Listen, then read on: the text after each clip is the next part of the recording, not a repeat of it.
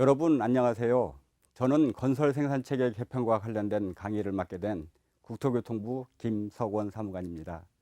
이렇게 온라인 강의에서 만나 뵙게 되어 반갑습니다. 그동안 건설공사 생산체계는 1976년 전문건설공사업이 신설된 이래로 종합건설사업자는 원도급, 전문건설사업자는 하도급이라는 생산구조로 고착되어 왔습니다.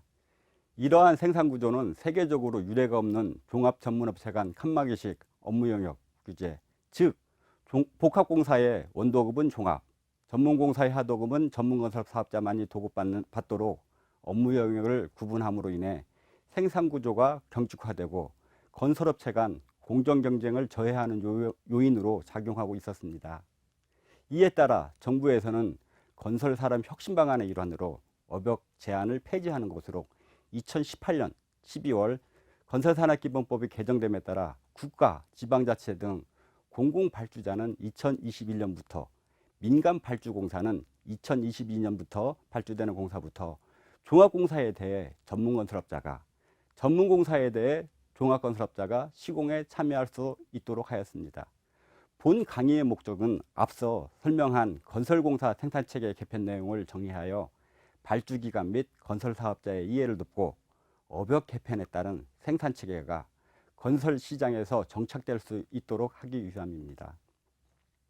목차를 보시면 본 강의는 첫 번째 건설산업기본법의 개요, 두 번째 현 건설공사의 시공자격, 세 번째 현 원하도급 생산구조, 네 번째 업역 개편의 주요 내용, 마지막으로 원하도급 생산개편 주요 내용 순으로 설명하도록 하겠습니다. 건설산업기본법의 목적, 기본 이념, 다른 법률과의 관계를 구체적으로 설명해 드리겠습니다. 건설산업기본법의 목적은 제1조에 따라 건설공사의 적정한 시공과 건설산업의 건전한 발전을 도모하기 위함입니다. 여기서 건설공사의 적정한 시공은 건설공사를 도급받은 건설사업자가 최상의 성과물을 발주자에게 제공하고 할 수 있도록 하기 위한 것으로, 건설산업기본법에서는 이를 위해 건설업 등록제도를 도입하여 일정한 자격을 갖춘 자에게 시공자격을 부여하고, 시공자격을 부여받은 건설사업자는 착공과 동시에 건설기술자를 배치하도록 하고, 저가도급 및 다단계 하도급으로 인한 공사비 누수로 인한 부실 시공을 막기 위해 하도급을 제한하고 있으며, 건설공사 완료 후에 일정 기간 동안 하자담보 책임을 지도록 하여 책임 시공을 하도록 의무를 부여하고, 이를 위반 시 처분하는 등 건설사업자를 규율하도록 하고 있습니다. 또한 건설산업의 건전한 발전을 위해 불공정 행위를 금지하고 부정한 청탁에 의한 재물 등의 취득 및 제공을 금지하는 등 발주자, 수급인 등이 우월적 지위를 이용해 불공정한 행위를 하지 못하도록 규율함으로써 건설시장의 건전성을 확보하도록 규정하고 있습니다. 본질적으로 건설산업기본법은 건설사업자를 규율함으로써 발주자에게 최상의 성과물을 제공하여 이를 이용하는 발주자뿐만 아니라 이용자의 편의를 증대하여 국민 경제화, 국민 생활의 안전을 이바지하도록 하는 것이 기본 이념이라 할 것입니다. 마지막으로 건설산업기본법은 민법, 산법 등 일반법보다 우선 적용되는 특별법적인 성격을 가지고 있으나 특별법과의 관계에서는 기본법적 성격, 즉 일반법의 개념을 가지고 있어 하도급 거래 공정화에 관한 법률 등 특별법과 상충 시에는 다른 특별법이 우선 적용됩니다. 다만 4조 단서에 따라 건설공사의 범위와 건설업의 등록에 대해서는 건설산업기본법이 우선 적용하도록 하여 일부 조문에 한정해 특별법적 성격을 가지고 있습니다. 건설산업기본법상 용어를 간단히 정리해 보겠습니다. 건설공사란 토목, 건축, 산업환경, 조경, 그 밖의 시설물의 설치, 유지, 보수하는 공사, 구조물의 설치 및 해체하는 공사들을 말하며, 건설공사의 정의상 보면 실축공사뿐만 아니라 유지보수공사, 해체공사까지 건설공사로 포함하여 시설물의 탄생에서 유지관리, 해체까지 시설물의 사용의 일련의 과정을 포괄적으로 건설공사로 포함하고 있습니다.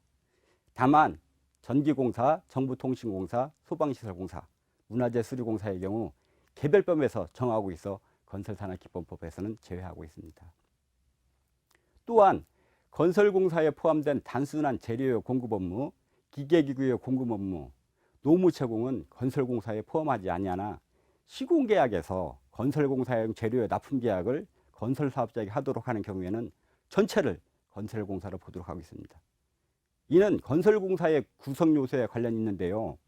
건설공사는 크게 인력, 자재, 장비 세 가지 요소를 통해 건설공사를 시공하고 있으며 도급계약 산출내역서도 노무비, 재료비, 경비 등으로 산출내역서를 작성하고 있습니다. 따라서 인력, 자재, 장비를 포함된 건설공사를 도급받는 경우에는 전체를 건설공사로 보아 건설업을 등록한 건설사업자가 시공할 수 있도록 하고, 그중 자재를 납품받는 행위 또는 자재를 대여하는 행위만으로 계약하는 경우에는 건설공사가 아닌 하나의 용역행위로 판단하도록 근거를 제시하고 있는 것입니다. 그럼 발주자는 건설공사를 건설사업자에게 도급하는 자를 정의하고 수급인으로서 하도급하는 자를 제하므로 건설산업기본법상 발주자의 주인은 도급받은 건설사업자가 될 수 있도록 제한하고 있습니다. 수급인은 발주자로부터 건설공사를 도급받거나 하도급받은 자를 말하고, 하도급의 경우 하도급하는 건설사업자를 포함하고 있습니다. 하수급인은 수급인으로부터 건설공사를 하도급받는 자로 정의하고 있습니다. 또한 도급이란 명칭 여하에도 불구하고 건설공사를 완성할 것과 그 결과에 대해서 대가를 지급할 것을 약정하는 계약으로 명시하고 있습니다. 건설공사의 계약명을 물품계약 또는 대여계약이라 할지라도 건설공사에 해당하는 경우라면 건설산업기법법상 도급으로 인정하도록 하기 위해 명칭 여하에 불구하고라는 표현을 쓴 것입니다. 아울러 하도급이란 도급받은 건설공사의 전부 또는 일부를 다시 하도급하기 위해 수급인이 제3자와 체결하는 계약으로 건사법 체계 내에서는 하도급은 반드시 건설사업자와 체결해야 할 것입니다.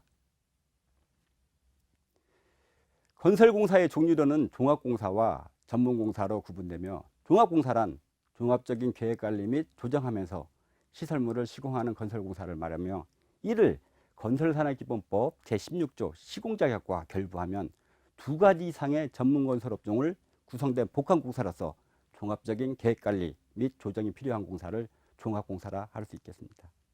전문공사도 마찬가지로 제16조의 시공자격과 결부하여 설명드리면, 한 개의 전문업종 또는 한 개의 전문업종과 부대공사로 이루어진 공사를 전문공사라 할 수 있으며, 이 경우 해당 전문건설업종을 등록한 건설사업자가 도급받을 수 있을 것입니다. 전문공사도 마찬가지로 제16조의 시공자격과 결부하여 설명드리면, 한 개의 전문업종 또는 한 개의 전문업종과 부대공사로 이루어진 공사를 전문공사라 할 수 있으며, 이 경우 해당 전문건설업종을 등록한 건설사업자가 도급받을 수 있을 것입니다. 건설업의 등록제도에 따른 건설업종은 어떻게 구분될까요? 예, 맞습니다. 건설업종도 종합공사와 전문공사의 구분에 따라 종합공사를 시공하는 업종과 전문공사를 시공하는 업종으로 구분하고 있습니다. 아시다시피 종합공사를 시공하는 건설업종은 토목건축공사업, 토목공사업, 건축공사업, 산업환경설비공사업, 조경공사업 등 시설물 또는 공작물의 목적에 따라 5개의 건설업종으로 구분하고 있습니다. 그러면 전문공사를 시공하는 건설업종의 경우 어떨까요? 전문업종은 종합업종과 다르게 시설물 또는 공작물의 목적에 따라 구분하고 있지 않고, 시설물 또는 공작물을 목적 달성을 위해 필요한 전문 분야, 즉 기능별로 구분하고 있습니다. 따라서 종합공사를 시공하는 건설업종을 등록한 건설사업자는 시설물 또는 공작물의 목적과 다른 건설공사를 수행할 수 없으나, 전문공사를 시공하는 건설업종을 등록한 건설사업자는 목적과 관계없이 기능면에 있어 전문적인 시공 자격이 되는지 여부로 판단할 수 있습니다. 예를 들어 철근 콘크리트 공사업을 등록한 건설사업자는 건축 현장의 철근 콘크리트 공사뿐만 아니라 토목 현장의 철근 콘크리트를 시공할 수 있는 자격이 있는 것입니다. 그렇다면 모든 건설공사에 대해서 반드시 건설업을 등록해야 하느냐? 그건 아닙니다. 공사 예정 금액에 따라 종합공사는 5천만 원, 전문공사는 1,500만 원 미만의 공사를 건설업을 등록하지 않더라도 사업자 등록만 내고 가능합니다.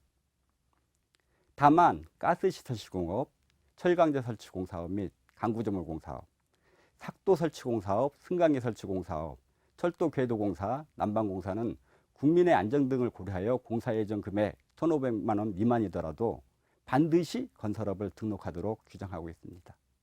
또한 조립 해체하여 이동이 용이한 기계설비 등을 제작자나 공급자가 직접 설치하는 경우에도 건설업을 등록하지 않고 설치공사가 가능할 것입니다. 해당되는 예시로는 야외 공연 무대 장치를 만드는 가설시설물이라든지 공사 현장에 타워크레인을 조립 해체하는 등이 있을 것입니다. 여기서 공사 예정 금액은 도급 금액과 다른 개념입니다. 공사 예정 금액은 발주자가 재료를 제공하는 경우 그 재료의 시장 가격 및 운임뿐만 아니라 부가가치세를 포함하는 발주자가 제시하는 설계 금액을 의미한다고 생각하시면 됩니다. 그러면 여러분께 질문 하나 드리겠습니다. 도급받은 건설공사 중 공사 예정 금액 1,500만 원 미만의 일부 공사를 떼어 건설업을 등록하지 아니한 자에게 하도급할 수 있을까요? 정답은 할 수 없습니다입니다. 도급받은 건설공사를 하도급하거나 재하도급하는 경우에는 공사 예정 금액에 관계없이 반드시 건설사업자에게 하도급해야 함을 유념해 주시기 바랍니다. 이상으로 건설산업기법법 개요 및 등록제도에 대해서 간단히 설명을 마치도록 하겠습니다.